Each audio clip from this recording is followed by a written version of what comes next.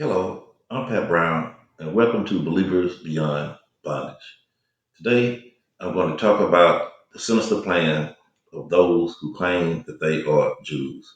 We're going to talk about the sinister plan that is trying to go undercover. We're going to talk about some of the things that most Christians, when I say Christians, followers of Christ, do not know or do not understand.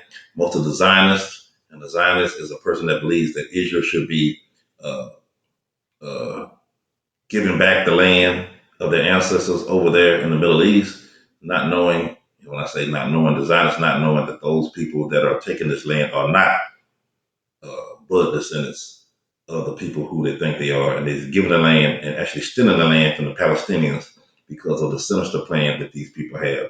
Let's expose this plan and get into it. I'm gonna try again, not to say too much, just come in and make a little commentary here or there. But I tried to pick video that speaks for itself. Now, are these people the people of the Bible, the chosen ones that God has talked about all through the Old Testament, especially the Torah, or are they not? Let's see.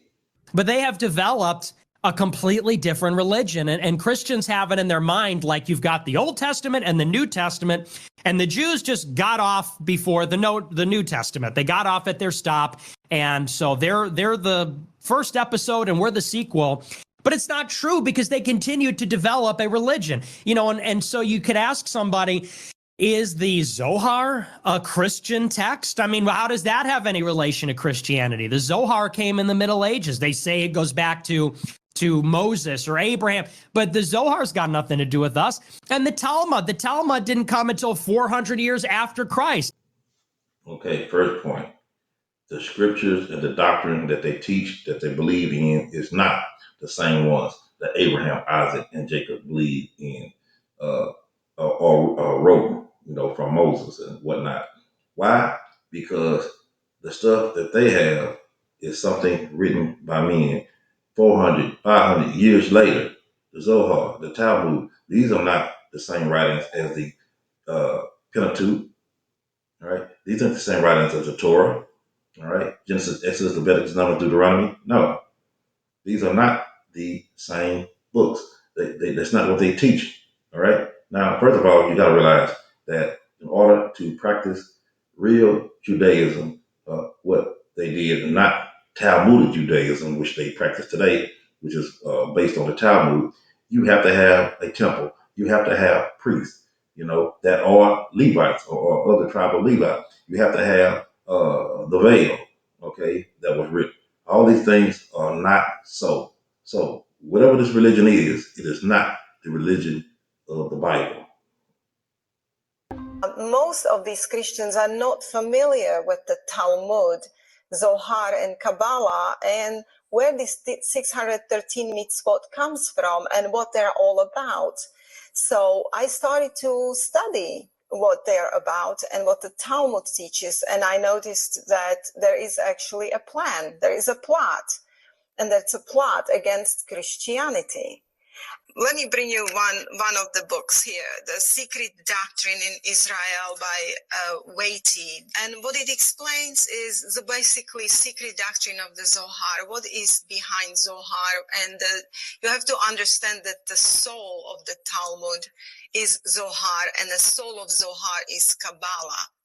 But in this particular book, I just want to read you a little bit what got me understanding what the plot is against Christianity. It says here, according to the Midrash Talpigoth, the Messiah will bring eternal peace, which of course was understood by the Israelites as peace for Israel, plus that which may follow extermination for all who did not enter by conversion into the house of Jacob. Okay. What they're saying there is the plot of the people who follow the Kabbalah, who follow the Torah, all right, is to exterminate all those people who did not convert to their religion, who did not convert to Talmudic Judaism. In other words, everybody else is an enemy worthy of death to them. So why are we here trying to help them fight a battle and fight the Palestinians and fight this, fight that, not knowing that yes, they'll take our weapons and they'll take our help, but in the end, if we are not converted Talmudic Jews, they want to destroy us too. We next on the menu. We next to be attacked. Everyone, their plan is to take over the world and make it what they are. Okay, it's not something where we can all get along. No, they're just going to take our help that you give it to them, because most people don't know how they feel about you. So basically, what they teach is that if Gentiles or Christians do not attach themselves to the Jews, they will be exterminated. And of course, we are well known for our Noahide laws that we brought this to a light. So then you go to Talmud and you start reading what is the plan for Gentiles. You see, Judaism is a two-tier system. Judaism puts the wall of partition back. It's the Jews and non-Jews. And according to Judaism, non-Jews are different species. Now, they are building their own kingdom. It's the Jewish earthly kingdom with headquarters in Jerusalem, where their AI Messiah will be, and they're going to rule the world through the law. You know, it will be international, one law, one religion, basically, Luciferian religion. Okay. Their goal is to make one law, one religion, obviously some form of Talmudic Judaism. Either you get along, you go with it. Now, this is for the world. One world religion, some kind of form of Talmudic Judaism. And the penalty for not, again, following this is to be exterminated. Convert or die, basically. You got to convert or die. That is the plan. That is the vision. They don't even see Christians as human beings. They don't see Muslims as human beings. They don't see whatever else that you are if you're not what they are as humans, as having a soul. You are worthy of extermination in their eyes. This is what they teach. In Alberta, Canada. So yes, in a Talmud, this is the Jewish earthly kingdom, and this is why the Zionist Christianity have embraced Kiliism, which is a focus on earthly millennial kingdom. And this is how Jews and Christians are getting together, and Christians are so deceived, thinking that they're working for the good thing, for the Jews, like they're helping the Jews. The Jews are supposed to get this kingdom. Yet this is Zoharic doctrine, and it does not have good intention. As I said, that they want to rule the world, they want to get Gentile riches, and they want to rule the Gentiles. They don't consider Gentiles fully human beings. And in fact, as an end game, they have this strange doctrine, Adam Kadmon doctrine, which Adam Kadmon originally was, according to Zohar and Talmud, he was androgynous. It was male, female in one body. And this is why you see this transgender agenda today, and there are laws, very serious laws, passing in. Okay, not only is their agenda corrupt to have this one world religion, to have everybody uh, uh, basically bow down and to the Jews, for lack of a better term. They focus on the physical. They focus on the physical land. And Christians who believe this form of Zionism focus on the physical land as well. They don't focus on the spiritual, which the Lord God has told us clearly in the Bible. So now we are trying to put people back into a physical land that God has already given them a long time ago, the true descendants, which they messed up by revolting against God and his laws, and God in turn punished them with captivity, which he said he would. All right. Again, I don't have to re-give a gift that I've already given you. Right? If I've given it to you already, I kept my promise. So anyway, he talks about another people in the Bible, and he's talking about these spiritual people. All right, a spiritual people. But let's go on and see what else. Is Zionism behind the transgender movement? Yes, it gets its origin in Zionism, and it gets its origin in the Talmud, Zohar, and Kabbalah. It's a Kabbalistic doctrine of Adam Kadmon, which is eventually they have this doctrine called Tikkun Olam, repairing the world. So how do they want to repair the world? They want to bring it to the original. Who was original Adam? He was androgynous.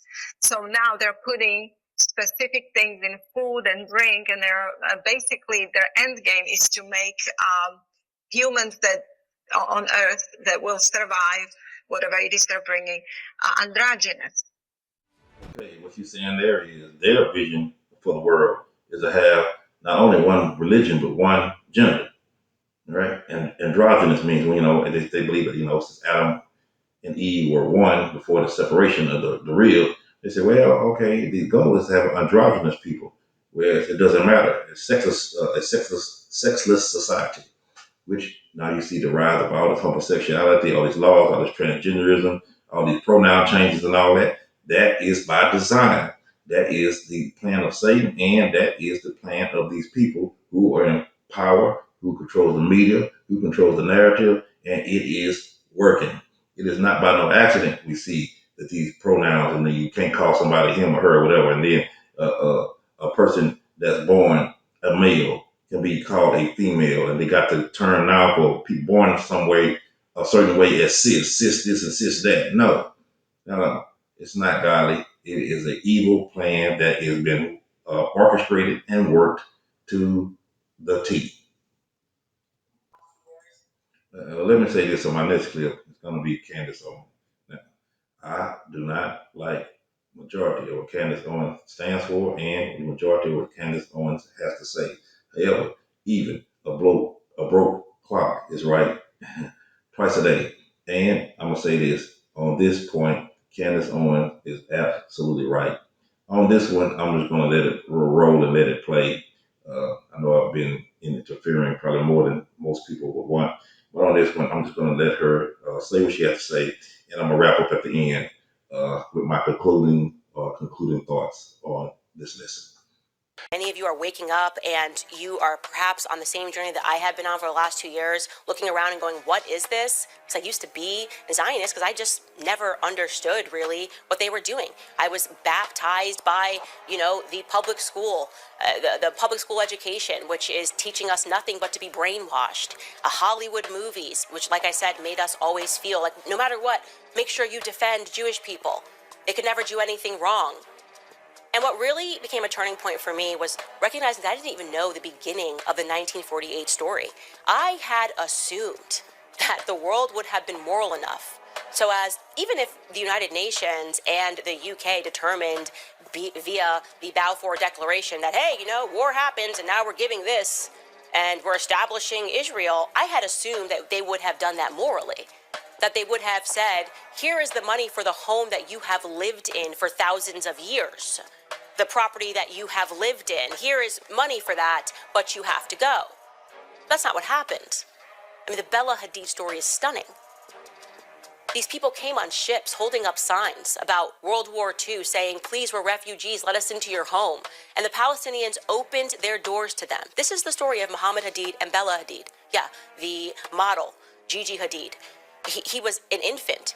His mother had just given birth. They allowed these refugees, these Polish refugees, to live in their homes as refugees because they wanted to help them following a world war. And then one day, they came back to their houses, and the doors were locked. They came home, the doors were locked, and guns were being held, and they were told, leave right now, or some soldiers are going to come murder you. Do you guys understand? Just go through that in your head.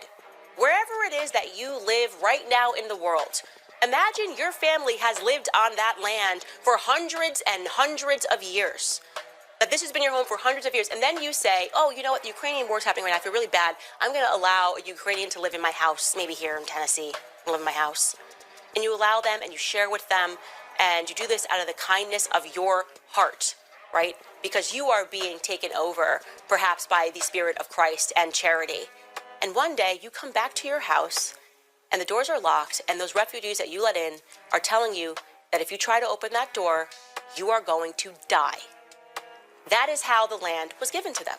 That is a fact. No one can dispute that. There was no money. There was no trade. There was no conversation. They were effectively hijacked in their own homes. So the entire story of Israel has been immoral, okay? And it has really hinged upon our ignorance. We have all been ignorant, and it's time to stop. Because once you know the truth, now it is your burden to carry, okay? If you are truly ignorant and you support something, as I did, back when I was a Zionist hitting the ground, talking about Israel, tweeting about Israel and how we must support Israel, then that's okay. That's going to be acceptable, because one day we're all going to have to account before our Creator. I have to hope that that is going to be acceptable, that it was truly ignorance and I believed that I was doing the right thing. But you now know this is not the right thing. And if you keep doing that, thing out of fear, all right, out of, I don't know, a jerk knee reaction, because you're scared of being canceled. Yeah, I wouldn't want to be you when you meet your maker. I wouldn't want to be you when you have to stand before the Lord and account for what you allowed to take place. Translation, when you know better, you must do better. A man or woman who will not stand for nothing will fall for anything. You have to make a stand when you know better. I understand that a lot of us, because of the culture, because of what we've been taught, because of the media, because of all these things, just like Candace, at one point in our quote unquote Christian walk, probably have been or are Zionists. But when you look at all the evidence and look at what's going on and look at what the plan is, look at the agenda, you have to come to the conclusion that no, these aren't the people that I need to be supporting, right? This ain't the narrative, this ain't the world that I want, that they see, that they envision, that they are targeting, and I'm not going to help them do it. They are not our allies. They are our enemies who are acting like our allies. They are not the people of the Bible. They are imposters who are acting like the people of the Bible, and they are executing a plan that most Christians, unbeknownst to them, are helping them do in order to cut the nose off their own faces, despite the fact that they would rather you be dead or eliminated if they had the power to do so. I hope this lesson has been enlightening. I hope those of you who are still Zionists take a lot of this stuff into consideration and change your mind about that and realize whose side that you're on. The Bible talks about it in Matthew chapter 7, one of my favorite verses. And it says, many is going to say to me, Lord, Lord, have I did this in your name, did that in your name, did all these good, wonderful works. Then God's going to tell them, depart from me, ye that work iniquity, I never knew you. I believe people who are Zionists, Christian Zionists in particular, think that they are fighting for God when in actuality they are fighting for the Antichrist. Revelation chapter 2 and 9 and Revelation 3 and 9 calls the imposters the synagogue of Satan. Do that not sound like a satanic plan to you? The one word religion where you have a sexless society following the law of people and not the law of God. Please think about that. I'm Pat Brown, and I hope you've been blessed by this lesson. Please, if you have been, like, share, and subscribe. Until next time, be blessed.